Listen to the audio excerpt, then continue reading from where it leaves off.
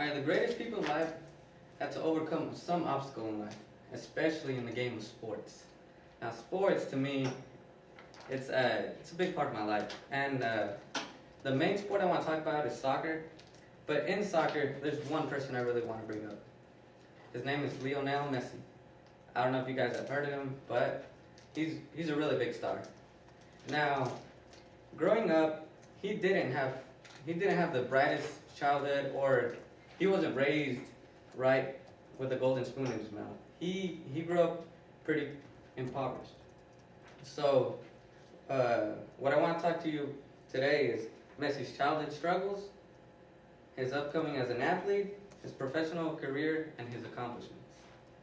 Now, all right, let's see. Growing up, Messi had a growth hormone deficiency. This, as he grew up, people saw him and they noticed him as he would play around with the ball. They noticed him a bit shorter than the other kids his age.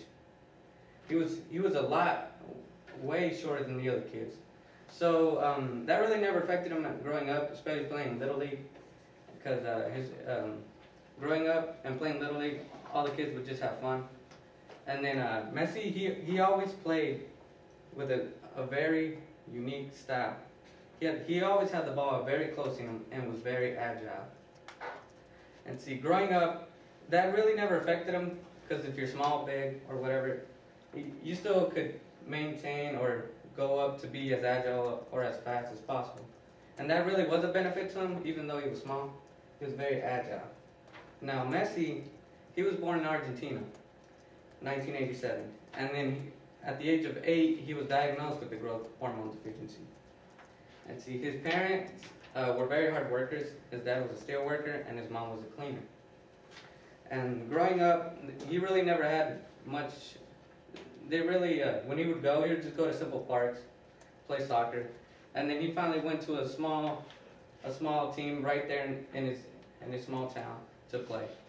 And growing up, at the age of 8, as I said, he was found with a growth hormone deficiency. And then at the age of 11, he started playing, and they noticed something about him that he had that other talented kids didn't. And that was his speed, his way with the ball. He was always playing, no matter what. Now, when they found out the deficiency, the first team that came up to him was River Plate, and that's a team in Argentina. This team in Argentina asked how much did the treatment cost, and they checked, and then Messi and his family checked too, and it was 500 euros a month. So with 500 euros a month, it's way more money than the dollar. And then River Plate said no. So that kind of crushed his dreams, and as he was growing up, he really didn't know what to do. So then he just kept playing. He was just a kid. He was only 11 years old. So as he was growing up, a bigger club came to him, the club of Barcelona. Barcelona's in Spain, and they're a really, really big club. As they came, he was a former coach. His name was Carlos Rexach, and then he came up to him and noticed his abilities. From that point, he had faith in him when nobody else didn't in the big leagues. So what he did is sit down with an 11-year-old and had a talk at a simple table. And he asked him, "Do you really like it?" And he said yes. And he was really, really passionate about it. So what he did, he made a deal with them. It's like, okay, we'll pay your treatment, but you would have to fly all the way down to Barcelona. And so he did. He packed his bags at the age of 11, left, and started at the Barcelona Youth Academy.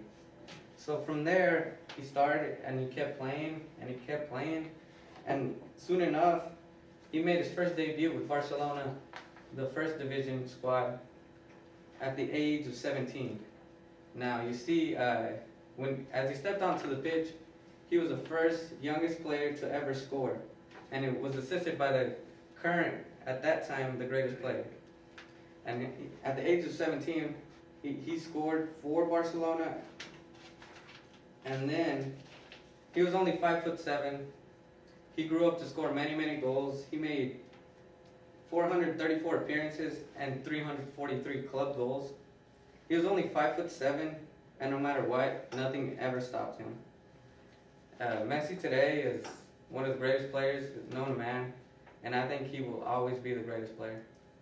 Not because of his height, but he's also humble and such a great person.